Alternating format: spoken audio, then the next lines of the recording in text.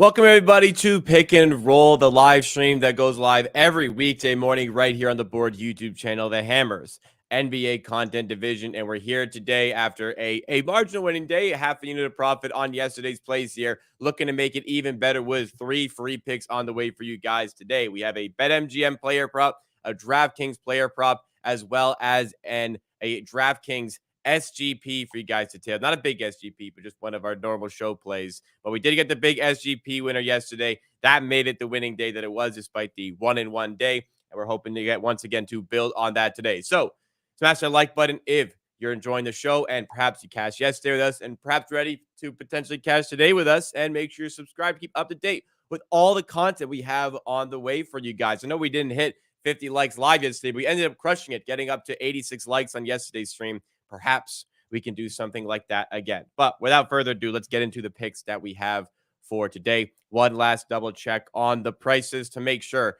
everything is in order, and it appears as though we are good. Okay, there's a brief issue, but we're good. Let's get into the picks. First of all, we're going to the Heat and 76ers game. We actually have 2 plays in this game.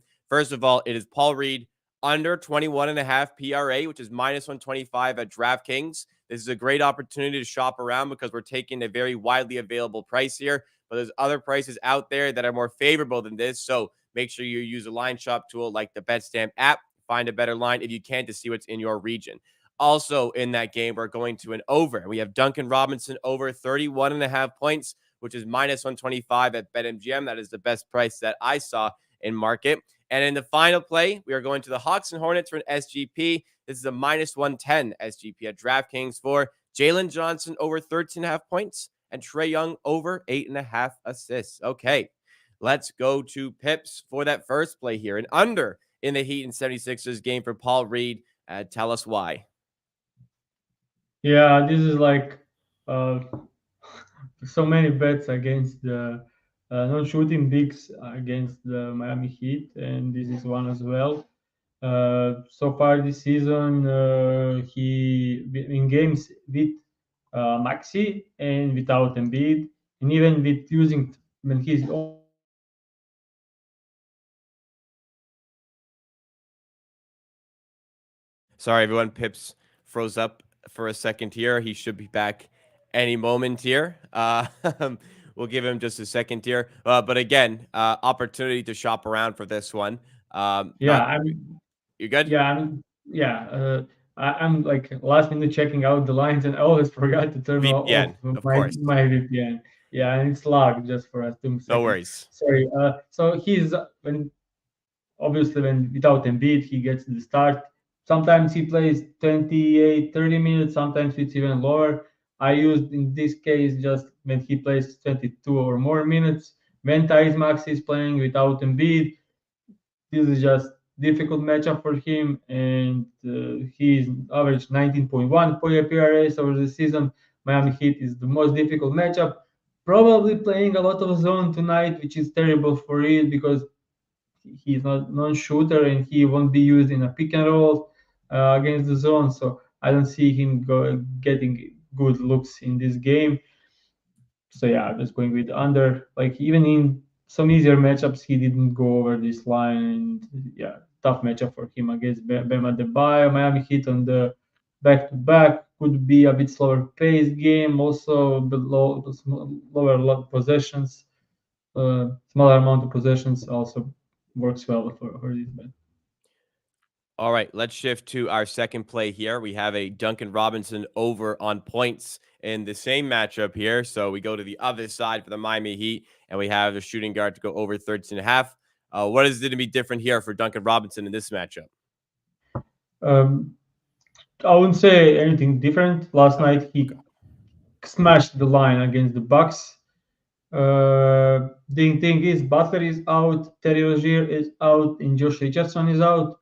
So they traded Kyle Lowry. So they are very thin on the guard spot. So I can see Duncan Robinson playing 32 or more minutes tonight. Wouldn't be even surprised if he gets 35 or 36 or 36. When he plays those minutes, he's just killing this line as we can see over on 16 out of 23. 16.7 points average. Uh, just a minute thing because, like as I said, with so many guys out, I expect him to be on huge minutes. Over per 36, he is 17.5 point scorer. So this line makes absolutely no sense at all. Even last night it was a blowout. He's against the Bucks. He still ended up scoring 23 points. So yeah, mostly because of this. And also one thing, he's one of the best shooters in the league. And 76ers with Embiid allowed second least threes in the league. And since Embiid went down, they allowed third most. So it's a huge shift. And I don't think Book is adjusted to it. So I think this is another angle where Duncan Robinson should be in a great spot. All right. There we have it. Second play of the day there on Duncan Robinson. Let's go to the Hawks and Hornets game for the third play. This is the minus 110 SGP at DraftKings, just above even money at ESPN Bettor. You have access over there, but we're taking the widely available option as always. We have some correlation with Trae Young over assists and Jalen Johnson over on points. What do you like about the matchup against the Hornets? Somehow, Hawks are down two bigs. Okongwu is out and Capella is out. So both their bigs are out. So I wouldn't be surprised to see massive minutes tonight for the Jalen Johnson because he can play five, especially in this matchup against the 76ers, against the Hornets, because they also use some small ball lineups in this game. And yeah, the Jalen Johnson is scoring a lot of inside. 50% of his points comes at the rim. Hornets are terrible rim defense. When he's playing teams below average rim defense, he's over this line in 13 out of 15 games with 17 points average. Hornets allow second most assists to point guard. So over the last 3 games, so Trae Young is in a great spot. They are helping a lot on the pick and rolls, on the ball handlers, so he should be able to hit some easy assists. And with Jalen Johnson playing at five a lot this game, I can see him being directly playing pick and rolls with Trae Young and getting passes, lobs, and assists to Jalen Johnson directly for the most of the game. And they allow a lot of spot up threes, so also helping on Trae Young pick and rolls. He will hit DeJounte Murray, Bogdan Bogdanovic, Sadiq Bey, even Jalen Johnson for three. So yeah, I think great spot. I was between both like straight plays, Trae Young over 10.5 assists or Jalen Johnson over 16.5 points. So I decided I will just smash it together because I can decide which one to use, and I don't want to have 2 hours in game that can be a blowout. So this is the spot. I will now put you on the spot, and I will add the fourth play. And the fourth play will be for the Raptors and the Indiana Pacers game. It will be Tyrese Halliburton over 11.5 assists, minus 120 at DraftKings and Caesars. All right. Over 11.5 assists. Luckily, we have a great tool like the BetStamp app, which I continuously encourage you guys to utilize for. And here's a time like this. All right. Pips putting me on the spot. Tyrese Halliburton over on assists. We just go over to the player props on the game section. Look, I go to the BetStamp app. I go to the game. I go to the player prop tab. I go to Tyrese Halliburton. I go to assists. And we see over 11.5 available, minus 120 DraftKings, minus 115 PointsBet, minus 119 at Caesars, minus 120 ESPN Bet. So a lot of different places to get this one. On the spot here, I'm not going to have a graphic available. We'll call it a bonus play for today. Tyrese Halliburton on the over against the Raptors. I feel like I can understand why. Can I lead this one off a little bit, Pips?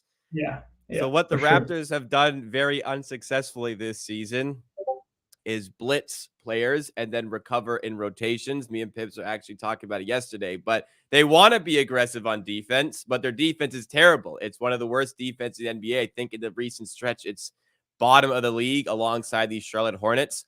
They're likely going to blitz Halliburton and then very poorly rotate to recover against him, which will leave players wide open very consistently. Is that the motivation behind this play, Pips?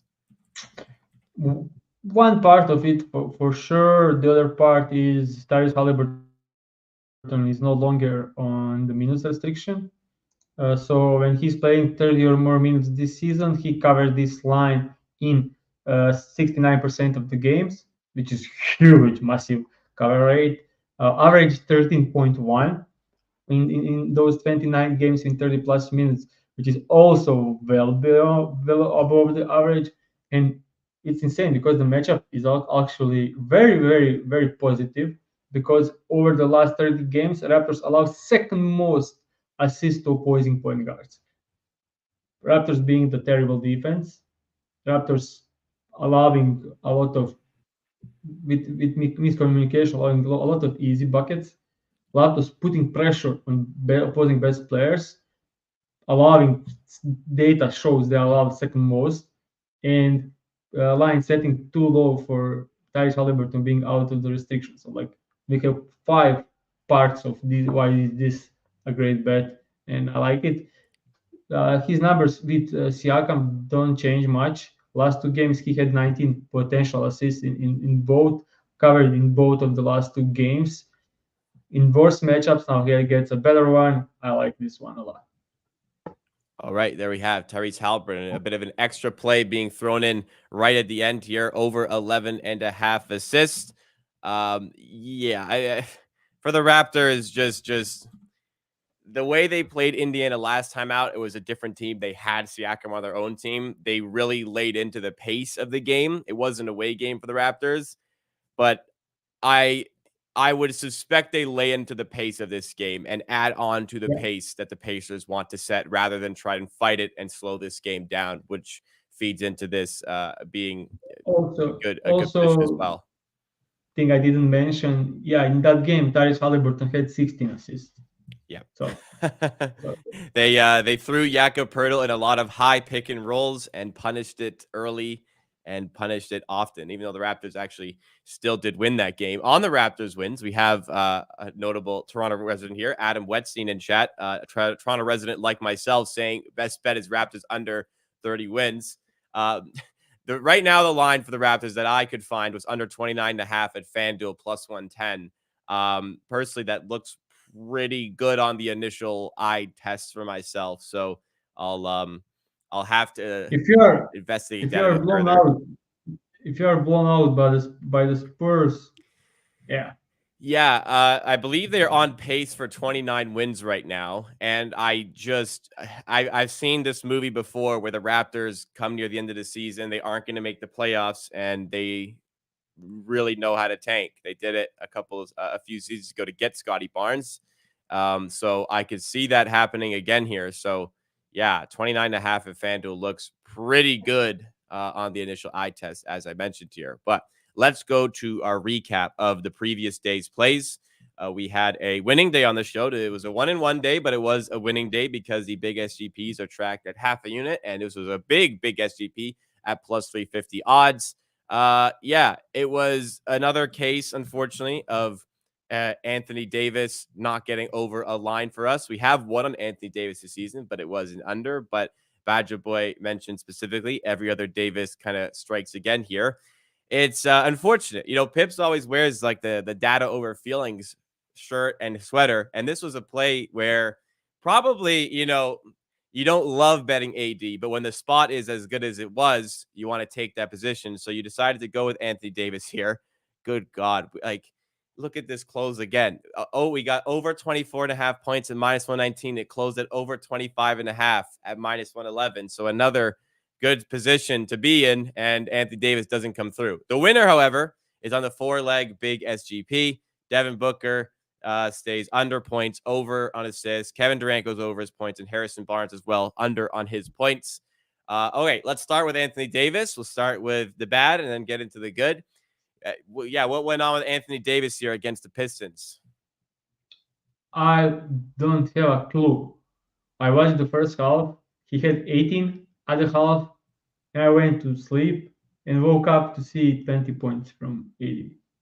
So I was kind of surprised. There you He go. was getting everything in the first half. It was so easy. Like I expected, okay, I'll wake up, it'll be 30 plus, and easy. Woke up, saw LeBron on the icon like leading scorer for the Yeah, yeah. Lakers with 25. I was like, what's happening here? Because LeBron had like under like 8, 9 points or like he, and then I saw LeBron actually scored most of his points in the fourth quarter in a blowout. So yeah, I was surprised with that. I don't know what happened. Like it was so easy. Like I drew in the first half. Maybe they changed something second half, or he just didn't give a flying fuck about playing when they were up 20 or something in the half. So I don't know. Don't care. I love this spot. Like looking at the data, the best possible spot if you can get for hours. So yeah, I'm okay with Yeah, that. I'm trying to pull up a boxer that shows the first half plus second half, just so I can see what the hell happened there. Give me 1 second here. I have it up. So in the first half, as you said, Anthony Davis, he had 18 points on 6 of 10 shooting. Second half, he took 2 shots. He didn't make either of them. He played 8 minutes and 36 seconds, even though the rest of the starters played minimum 13 minutes in the second half. Wow. Yeah, that's it clearly was a great spot. It was on great track, and then minutes kind of falter in the second half, and as a result, the play loses. But the winning play was the big SGP. Nice to have that. A nice plus 350 at tracking at half a unit here. Was this one as expected for you in the Kings and Suns game? A bit not expected with Bill being ruled out, but still went Right. kind of relatively easy. Booker easily cashed both. KD also, and Harrison Barnes played huge minutes, unexpected minutes, still only 9 points in like 34 minutes. So yeah, this was one of the easiest big SGPs we had. So far, big SGPs are doing like insane this season. Even though we lost Ubre on the last possession, we had terrible Jokic assist that didn't count to lose on the hook, Oh and man. yeah, we had so many these like close ones, but we still crushing the big AGPs this season, like every season. So yeah, we'll make up for some for these 80 kind of losses. Yes, absolutely. Definitely big SGPs have been a help this season. I think it'll also help that you're more comfortable just if you see a really good spot to go with the big SGP any day of the week rather than the Mondays and the Fridays. A question here from Aaron Campbell. Say it's a question related to your betting strategy, so I guess you can share as much as you'd like to share here. But it's based on because you're going through matchup advantages and data driven stuff like this. You're not exactly finding fair value on all your bets. So what is the determination associated when you do want to go with like I don't recall a half unit play. The big FGPs are half unit because it's big odds like this, but you usually go almost exclusively 1 unit plays, but then every once in a while a 1.5 unit play. If you want to share perhaps your strategy associated with that to help out some of the viewers. This is for mostly for the purpose of the show and tracking our record. My personal betting is like very different. My staking is like very much dependent of my confidence in the play. I don't want to mess it around here on the show because like I will need to explain every bet like deep into this. So like for the purpose of the show, most trades bets are 1 unit and big AGPs are half unit, just for people to like be like conservative and I don't want to like you need to have like huge knowledge in beliefs in your edge and value like criteria and stuff like that. So you need to like have your know your edge to bet like different sizes. And I don't want to be casual fan followers or some recreational bettors to even bother with that stuff. Like betting with 1 unit on a straight and half unit on these big SGPs is still on the long term very good strategy. Right, and it's I don't think you mean to like demean anybody watching by saying like Yeah, this you wouldn't understand if I were to do that, but it's just a simple way to follow along with the plays here, and it's conservative as well because you might see some plays where you want to go like heavy 3-unit perhaps, but also factoring in for the show, like daily, you're betting behind the scenes probably a lot more than just 2 or 3 Yeah, plays a my day. volume. So you're very much increasing your sample size 5, 6, 7-fold on these, which you can be a little bit more Yeah. ambitious with unit Also, sizing in if I that lose case. like 10, 15 straight big SGPs, I don't care. But if I even if I'm betting like more than 1 unit on it, I don't care. I know they are profitable long term. And with the smaller sample size, it can happen on the show. If we are betting so many units, people will lost a lot of money.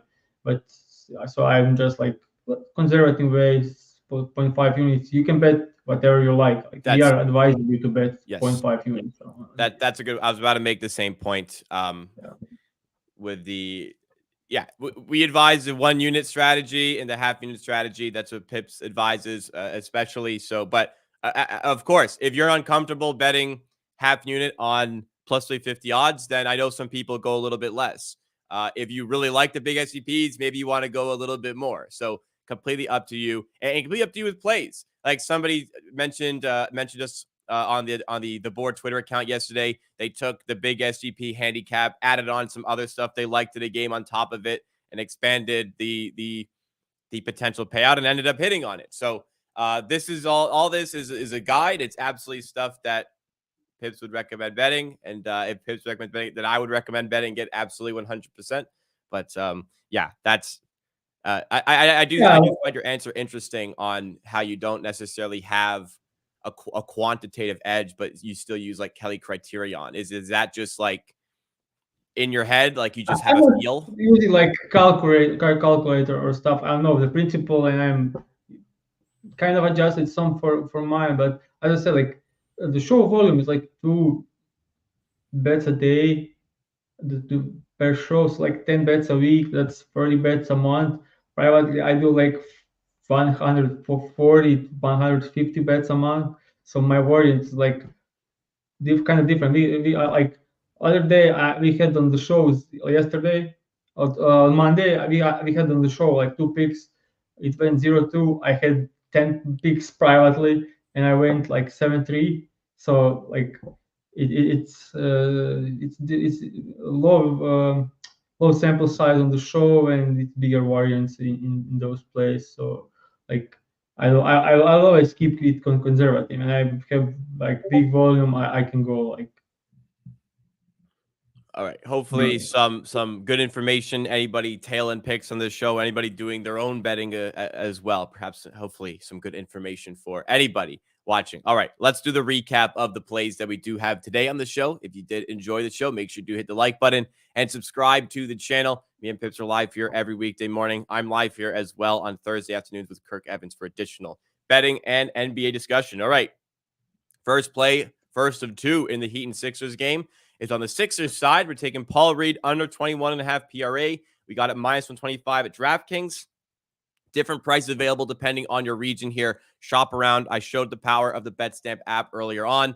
Sorry, there's 4 picks today. Just forgot. We have the bonus one as well coming in here. But I showed the power of the BetStamp app. Used it on a play like this. In the second play, we're going to Duncan Robinson over 13.5 points, minus 125 at BetMGM. That is the best price I saw in market at the time it was given out here. And in the third play, we have the minus 110 DraftKings SGP.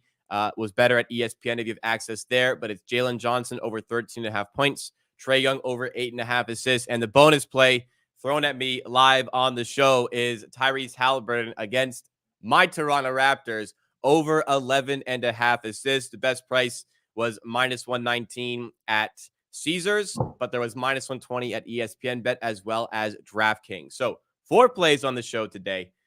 We have a bit more of a sample than normal, still a relatively small sample, all things considered, but hopefully a very nice day for us here to really get the week going here in the midweek. Happy Valentine's Day, everybody. We hope you love the picks that we have, and we hope that they show some love back to us tonight and we don't have blowouts, injuries, players injuries on teammates that are associated with it, hooks. My goodness. Hopefully, a good day for this show, and we come back in tomorrow and celebrate. All right, guys. Thanks so much again. We will see you tomorrow for more from Pick and Roll.